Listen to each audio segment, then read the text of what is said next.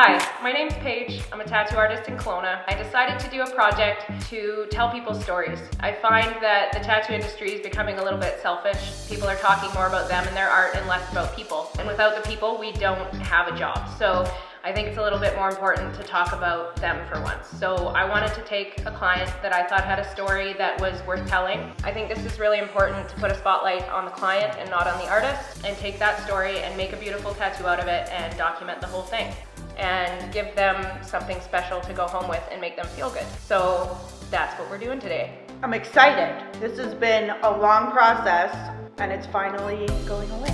So why don't you tell me about yourself? Tell me what we're doing today. Where do I start? I was pregnant at 17 with my son. So once I had him, obviously my stomach never recuperated, and my anxiety and depression got the better of me to the point where I ballooned to 250 pounds at my heaviest. So in between I had my daughter as well. Our relationship was not healthy. That's the dad? Yeah, the father of my children. Physical violence, emotional violence. It finally got to the point of just being so beat down mentally, I'd given up. Yeah. Everything inside of me just said, like, why bother anymore? Yeah. We won a photo shoot and we went and got family portraits done, and getting those back was the first time that I actually saw basically what had happened. My stomach is the same, right? Like, I was super overweight. I was 300 pounds at one point, right? I'll look in the mirror and I'll talk about myself like, it sucks to have the reminder of what you did to yourself. I don't think there's a woman out there who's dealt with this kind of stuff, who's felt this way about their body, that hasn't thought, you could just like cut it off, just get rid of it, like just go away, right? Because you look at it and it reminds you of all of the reasons why you were there. So once we got those photos back, I think it was a solid 2 weeks of not even being able to look at them without crying. So I would go up there every day and I'd start walking on the treadmill, and I tried eating better, which we all know is f***ing hard. Yep. Because food's delicious. In my house when I was a kid, like, my mom got hurt when I was 9. She was kind of on the couch, right? And she was, didn't really do much. And so, it was just kind of free for all. And there was always that crappy food in the house, right? So like, fast, easy. Yeah, and lots of pop and chips and like that kind of stuff. And there was never any supervision for me. It was always just like, you let a kid decide whether to have an apple or chips, what the f*** do you think they're gonna pick, right? Yeah. We had the opposite problem in our house growing up. My mom was so concerned with her weight and, her shape that she wouldn't keep a lot of stuff in the house. That led to both me and my brother where we would binge. We would, we'd get $5 in our pocket, so off to McDonald's we would go, and we'd just scarf down whatever we could, and not let mom know about it. I'm very much so an empath, so I would take it in and soak it up, and it would just be on repeat in my brain. I mean, I'm still that way, but I'm trying, now that I have an 11-year-old daughter, I'm like, I can't let her grow up like that and just continue the trend of I'm not worthy simply because my butt's bigger than yours. Like, that's bull. When she got that treadmill, I started doing that every single day. We'd try and eat healthier and do more activity-wise, and then once I kind of found my groove in that, that's when I found the gym. So you were with him when you started the gym? I was with him when I started, and he was very against it. He was very, you're gonna get skinny and you're gonna leave me, and he said it to you? Oh, yeah. Oh, wow. And things were, between me and him, were starting to get really violent. Like, there was a lot of physicality behind fights, and like, I've got scars on my hands from punching, just basically protecting myself, right? His uncle passed away and he had to go down to the coast for his funeral, and that was my out. I packed my car full of whatever I could fit in there and I left. And I didn't want to take the kids because I knew mentally I wasn't in the right spot for them. And I kind of went off the deep end for a while.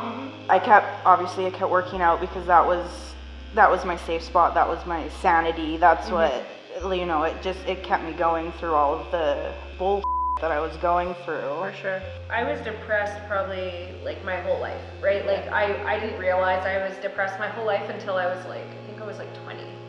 And I had 2 kids with my ex-husband, and I definitely feel that sting of like, I know I wasn't a good mom at that time, right? Like, and that like hurts me. I know my kids, two older daughters don't remember, but like, I essentially just did the bare minimum that they stayed alive. Do you know what I mean? Like, I didn't do anything special. I slept in until their dad went to work and like didn't do anything with them. Just like, here, oh, you need to be fed, here you go.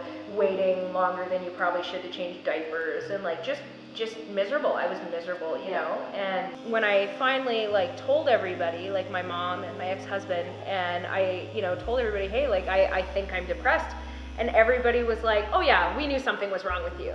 And I was like, well, why didn't you tell me? Like, why didn't anybody try to help me? Why didn't, you know? And so I think it really hurt to know that people knew I wasn't okay and they just left it. So I think that might have been the beginning of me leaving my husband, even though I didn't leave him then. And it was like, well, I guess if I want to be better, then you're not coming with me. I was in school and then I was a mom, and there was no in between, and I never got the chance to figure out who I am as a person. Girl, same. He basically had full custody of them. I just had them on weekends. So I was working at our local nightclub, as much of a nightclub that Salmon Arm can have.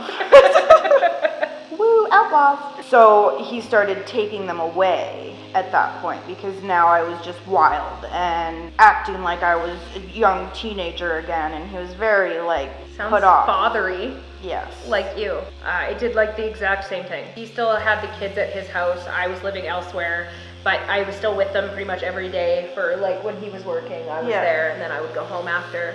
I did a lot of things that hurt him, and the thing that snapped me out of all of it was he threatened to take my kids away.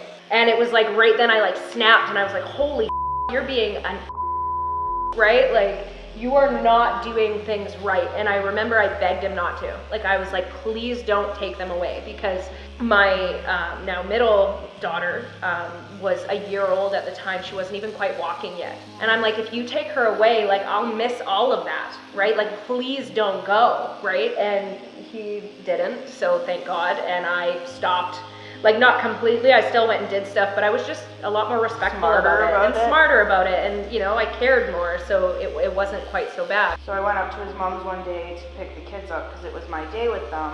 And he jumped in the car and took it. You were coming to get your kids, and he just was like, bye. Like, yep. Okay, so I'll stay here with the kids, I guess. So he took my car, my phone, my purse. I fought with him for a bit to try and get the keys back. He wouldn't, so I started walking.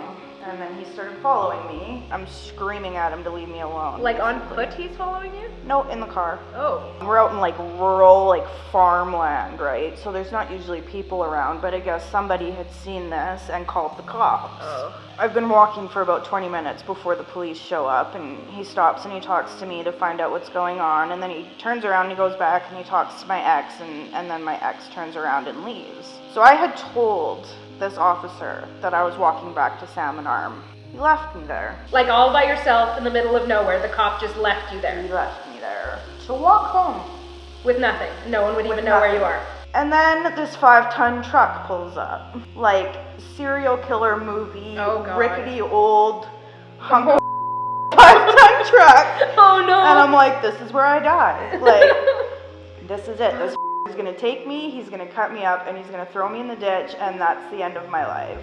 The door opened, and it was a guy from he just up the road. He owns this lumber mill. He's a lovely, lovely man, and he drove me home. You tell this police officer, my ex is chasing me in this car he just took from me, and he has all of my stuff, and he won't leave me alone. And he went, okay, bye.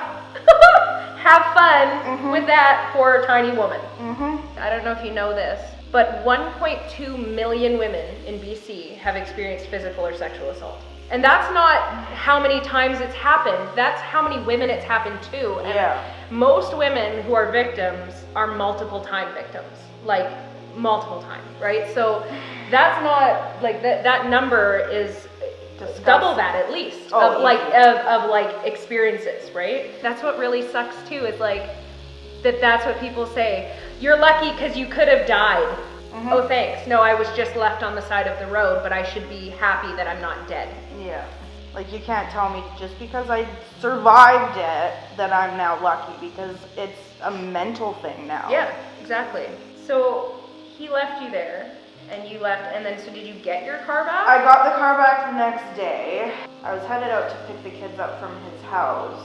I don't remember exactly what started the fight, but we ended up in a brawl. We're on the road in the middle of... You're having a fight in the middle of the road? Yeah. Okay. So a car drives by full of people, yeah. and they stop because at this point I'm on the ground. Oh my god. And he was on top of me, and he's not a small dude. Yeah. And you're a small woman. And I'm a small lady, so it didn't quite equal out. So they stopped and they got out, and that's when his brain switched to, she's being crazy, I'm detaining her, basically. I don't know when it had happened, but at some point he had gotten my daughter out of my car, but my son was still in there. So I just got in the car and I left. And he's got my daughter, like what? I didn't know what to do. So I drove straight to my friend's house, and she's like, you need to call the cops. So I did. I explained everything to them. They asked where I was. So I told them, so they said they'd be there in a minute. Apparently he had already called the cops. So because he called first, I'm the one that got arrested. Because he called first? Yes. You must be in the wrong because he is smart enough to go, I'm gonna phone the cops and make her look nuts. Yep. Because you, a clearly tiny woman, have assaulted this giant man. Yes. Yes, of course. They show up. I'm under the assumption they're just coming to talk to me to figure out what needs to happen. And she says, turn around, we're taking you in. So handcuffed. Oh my god. In the back of a cop car. So he pulls up. He's got my daughter in the car. They give him my son. And they proceed to take me to the cop shop. They couldn't charge me. If anyone was going to charge me, it would have had to have been him, and he wasn't going to, obviously, because I had enough against him that, like, what are you going to get me with? Protecting myself? And I'd explain that to the female police officer that was taking my statement, who didn't believe me. He's got scratch marks. Yeah, that's what happens when you're defending yourself. You scratch people. And I said to her, did you see the size of him? And she said, yeah. And I said, and you're looking at me right now. Yeah. Please tell me what the fuck I'm supposed to do in this situation. Yeah. If anything, scratch marks prove you're defending yourself. Because if you were beating him up, you wouldn't be scratching him. Nope. You'd be hitting him, not scratching him. You'd have a, yeah. Are you cold? I don't think it's valid. You can't cover up Star Wars just because you're cold. So you got arrested. Like a badass. Like a badass.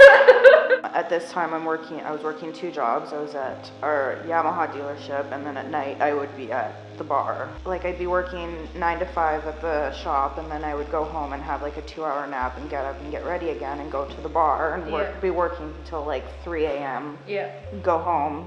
Eventually I was offered a job at a marina. Oh, okay. Which basically null and voided both the other jobs and then some. So that's when everything kind of did the flippy-do and turned around, and that's when I really kind of leaned into bodybuilding. And in between I'd met my now husband, who was the DJ at the bar. Oh, that's how you met him? Yeah. Oh, so cute. And then in 2015, I decided I was going to try and compete. I actually did, it's the Kelowna Classic, it's just over that way. Oh, cool. I got third. Nice. Cool. That's dope, yeah. Bodybuilding saved me mentally, but it fucked me up internally. My first coach, he basically had me on like less than 700 calories a day. Oh my god.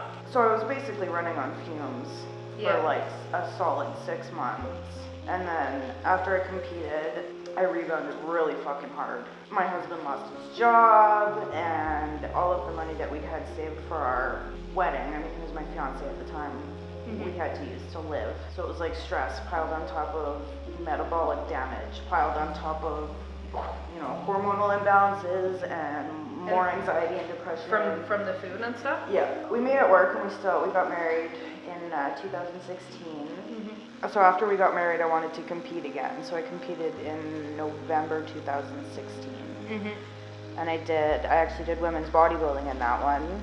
I was the only one, so I got default first place, but I got first place. And then I did women's physique as well in that one, and I got third in that again. It's kind of fun to talk, like listening to you talk about this, because like right around that time when like you and your husband were getting married, and I think that's when I found you on Instagram. Yeah. And started following you. So like some of this, I'm like, I remember that. Right? Yeah, right? Like I was there for that, kind of. Yeah. So I took the year off and it was going really well. So in January 2018, I was gonna try and compete again. So I started prep, it was going really well, and then it wasn't.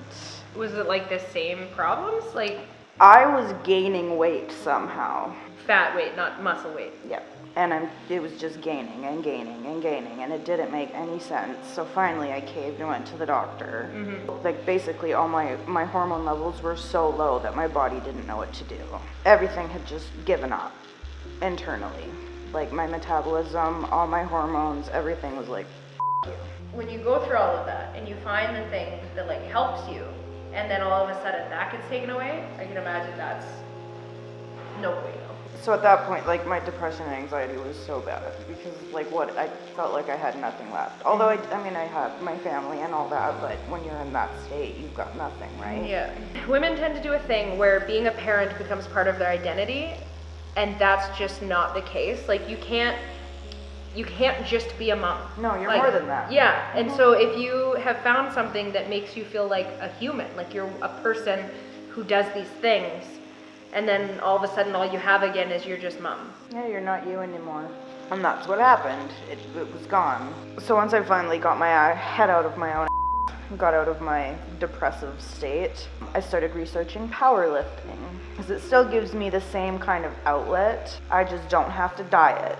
You can't build muscle if you're not eating a ton. No. You can't. Yeah, no. So as powerlifters, the whole thing is strength versus aesthetics. Yeah. I always was looking more toward powerlifting because it's slow and controlled, less damage and stuff like that.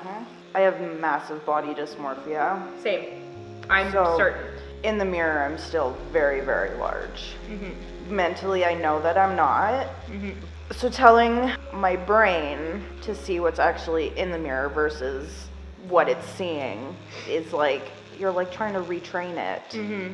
And it's near impossible. There's certain days I look in the mirror and wow, I'm like 800 pounds, right? And then there's other days I look in the mirror and I'm like, you look good, right? Like, Right? What is my problem? Look at me, right? Like, you know, like, what the Fabulous. yeah, look at this, you know, like. Now that I've actually found where I can be in that whole world that I fell in love with, and it's a lot like CrossFit in the ways of everybody's so supportive of each other, and it's not, because you're not competing like you are in bodybuilding where it's you look better than that person because of this one little line or whatever, right? It's I am just stronger, or she is just stronger, and that's just the way that it is, but it's still like I want to get to that level. So I want to follow in your footsteps. I want to know what you did to get there. I want to support you in your journey so you can support. Oh, 100%. Yeah. Next step is to compete in powerlifting, which I was hoping to do this year, but that's probably going to be a next year adventure. Just because of everything you got going on? Well, 3 jobs, 2 kids, 2 dogs, a husband, and school seems like probably enough for 1 year. Husbands are way too demanding, okay? So even though after all of that fucking chaos and craziness, we're actually on really good terms now, me and my ex. Oh, really? Yes. That's pretty interesting. I think we've gotten to the point where it's like, why? Yeah. You know what I mean? Like, this is the way that it's gonna be. This is the way that it is. Like, I've moved on. I'm remarried. Yeah. He's got a live-in girlfriend with 2 kids of her own. So, like, we've both moved forward. And that's where we're at now. We can talk fairly regularly, and it's not screaming, which is nice. That's good. That's really good. I'm really impressed with the fact that you and him are on good terms, like with the background that you have, because like I don't think that would be possible with my ex. The way he is, the way that I am, and with what he's done, because like I'm sorry, you steal my child from me, we're probably not ever going to be on good terms ever again. No. It's very impressive to me that you can have someone who did what they did to you and then you still be that person to go, my kids matter more than that. You're not just a mom, like you're more than that. When it really boils down to it all, if I had to choose one thing left to be, it would be that. Because without them, like, all that bullshit was for nothing, right? Yeah. Like, I went through all of that for no reason, and that would be harder to swallow, I think. absolutely. But yeah, you can't lose them. Okay, lovely human. Oh, I'm so excited. Yes! That's beautiful. I like it. That's the first time I've looked at my tummy and said it's beautiful. Aww. Thank you so much. Oh, thank you for sharing with me. This was really, really fun. It's like no middle touch hug because you have the tattoo. So that's great.